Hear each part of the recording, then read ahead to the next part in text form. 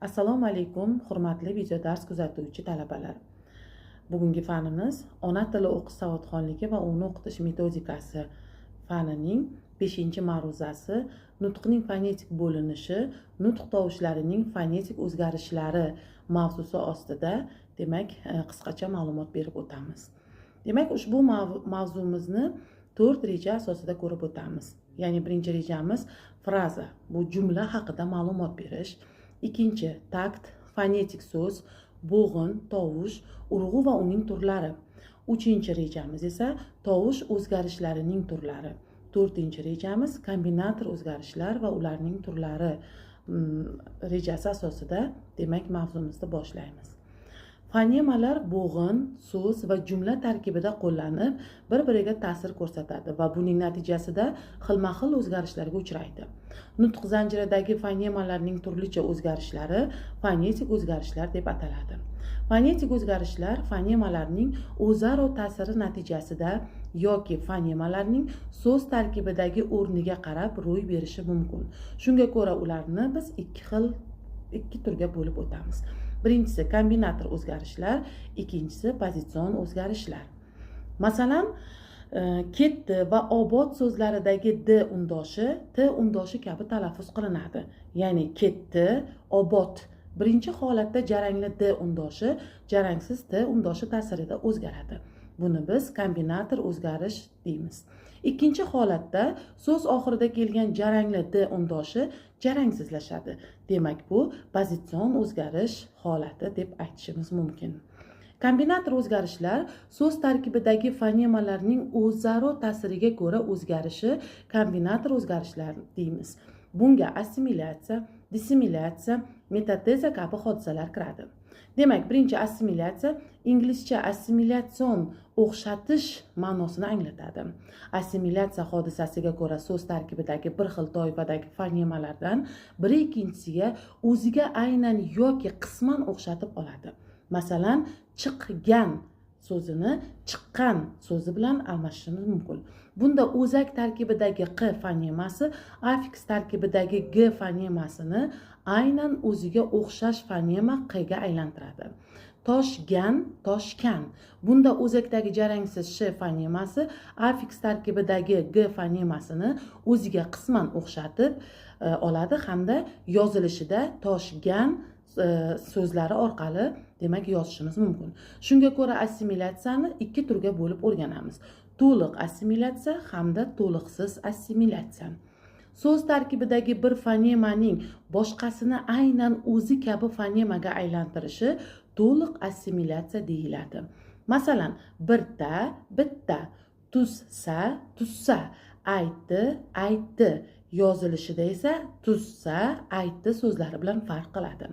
So'z tarkibidagi bir fonemaning boshqasini qisman o'xshatib olishi to'liqsiz assimilyatsiya bo'lishini ko'rib bilishimiz mumkin.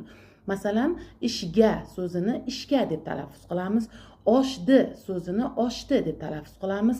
Shanba so'zini esa shanba deb talaffuz qilamiz. Ammo bular yozilishda ishga, oshdi, shanba so'zlari orqali ifodalanadi. Oldin kelgan fonema o'zidan keyingi kelgan fonemani, masalan, bilakga, ya'ni bilakka so'zi orqali izohlanishini ko'rib talaffuzini bilishimiz mumkin. Demak, oldin kelgan fonema o'zidan keyingi kelgan fonemani yoki aksincha keyin kelgan fonema o'zidan oldin kelgan fonemani, masalan, bunga nonvoy, novvoy tarzida aynan yoki qisman o'xshatishi mumkin. Shunga ko'ra assimilyatsiya yana ikki turga ajratiladi. Progressiv assimilyatsiya hamda regressiv assimilyatsiya. Progressiv assimilyatsiyada oldingi fonema o'zidan keyingi fonemani o'ziga o'xshatadi. Qishloqga, qishloqqa, idishda, idishda, ko'kga, ko'kka. Yozilishi esa qishloqqa, idishda, ko'kka tarzida yozilishini bilamiz. Keyingi fonema o'zidan oldingi fonemani o'ziga o'xshatsa, regressiv assimilyatsiya deyiladi. Masalan, tanbur, tambur, maskur, maskur. Ammo bular yozilishida tanbur hamda maskur holatida ifodalanadi. O'zgargan fonemalar orasidagi masofa jihatidan assimilyatsiya ikki turga bo'linadi. Birinchisi, kontakt assimilyatsiya yonma-yon kelgan undoshlarning o'zaro o'xshashi bo'lib qolishidadir. Ya'ni oqigan, oqqan. Ikkinchisi, distant assimilyatsiya uzoqda joylashgan fonemalarning o'zaro ta'sir natijasida o'zgarishidir. Ya'ni soch, choch tarzida ifodalanishi, demak, ifodalanishiga aytiladi. Akkomodatsiya bu inglizcha akkomodatsion, ya'ni moslashuv degan ma'noni anglatadi. Akkomodatsiya hodisasi unli va undosh tovushlarning bir-biriga ta'siri natijasida o'zaro moslashuvidir. Masalan, go'zal so'zidagi o orqa qator unlisi g undoshi ta'sirida old qator unliga aylanadi. Bunda ikki holat kuzatiladi. Birinchisi, unli undoshga moslashadi, ya'ni misoli yuqorida keltirib o'tilgan. Ikkinchisi, undosh unliga qarab moslashadi. Buni esa biz shafqat so'zida ko'rishimiz mumkin. Shafqat so'zida f undoshi lab-tish undoshi hisoblansa, pufak so'zida bu fonema u unlisining ta'sirida lab undoshiga o'zgaradi. Uni lab va tish orqali talaffuz qilishning iloji yo'q. Akkomodatsiya ham moslashgan tovushlarning o'rniga qarab ikki turga bo'linadi.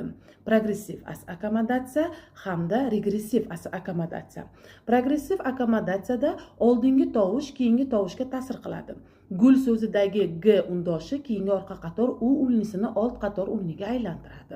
Regressiv akkomodatsiyada esa keyingi tovush oldingisini o'zgartiradi.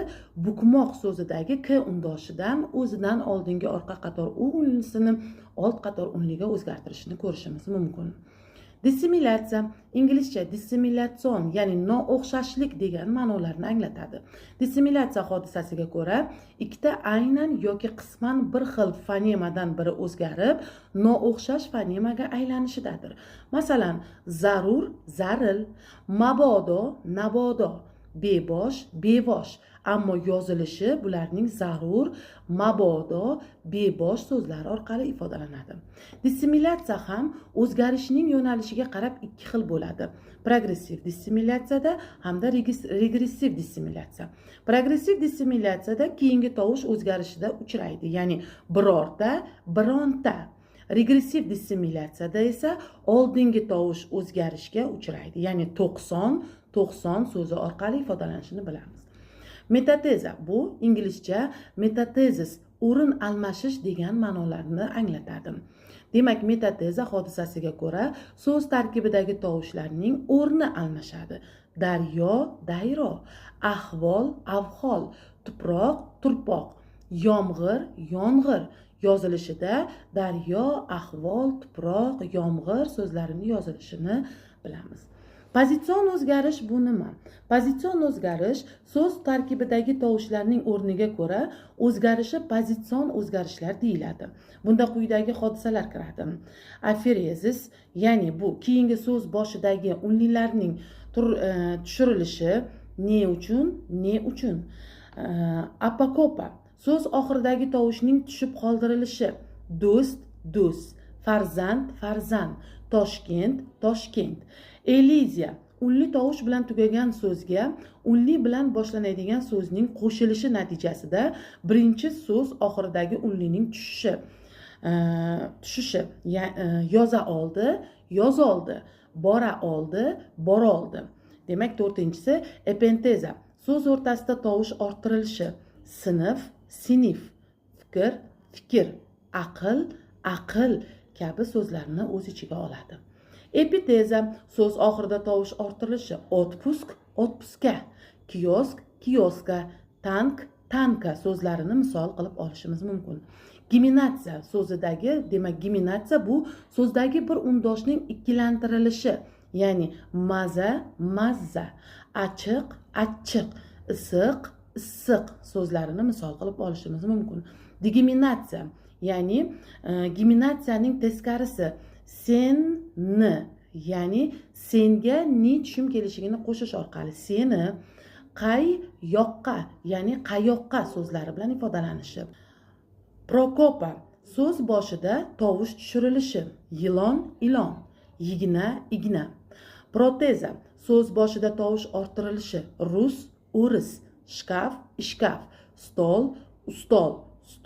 stul so'zlari orqali ifodalanishi mumkin. Reduksiya bu unli tovushlarning urg'usiz bo'g'inda kuchsizlanishi. Bilan, bilan, biroq, biroq, birikma, birikma kabi. Singarmonizm unli tovushlarning moslashuvi, ohangdoshligi, uyg'unligi demakdir. Bu hodisa faqat turkiy tillarda uchraydi. Bunga ko'ra so'zlarning oldingi bo'g'iniga qanday unli kelsa, keyingi bo'g'inida ham shunday unli kelishi kerak. Masalan, burun, quruq, uzun kabi so'zlarni misol qilib olishimiz mumkin. Hozirgi o'zbek adabiy tilida singarmonizm qonuniyati buzilgan. Masalan, bola so'zida birinchi unli tilorqa bo'lsa, ikkinchisi tiloldi unlisi. Sinkopa so'z o'rtasidagi tovushlarning tushib qolishi, ya'ni sust plus ay, ya'ni sust sustga ay qo'shimchasini qo'shish orqali susay so'zini hosil qilishimiz. Past qam, ya'ni pasqam, o'g'il, o'g'li, burun, burni, shahar, shahri kabi so'zlarni misol qilib olamiz. Demak, bugungi qisqachagina video darsimiz mana shulardan iborat. Hurmatli talabalar, sizlarga mustahkamlash uchun nazorat savollarini keltirib o'taman. Ya'ni fraza haqida ma'lumot berasiz hamda unga misol keltirasiz. Takt, fonetik so'z, bo'g'in, tovush, urg'u hamda uning turlari. Bularni ham nazariy ma'lumotini bilib kelib, qo'shimcha tariqasida mashqlarni aynan shu berilgan mavzularda shartiga ko'ra bajarishni oldingizga vazifa qilib qo'yasiz. Uchinchisi, tovush o'zgarishlarining turlari, ya'ni boya tovush o'zgarishlarining ayrim turlarini keltirib o'tdik. Xuddi shunday turlarini mashqlarda ko'rib o'tib, ularning shartiga asosan bajarishingizni demak vazifa qilib olasiz. To'rtinchisi, kombinator o'zgarishlar va ularning turlari savollari asosida demak berilgan mavzularimizni mustahkamlash uchun vazifa qilib olasiz. Hurmatli talabalar, bugungi video dars qisqachagina video darsimiz mana shulardan iborat. Keyingi video ma'ruzalargacha ko'rishguncha xayr, salomat bo'ling.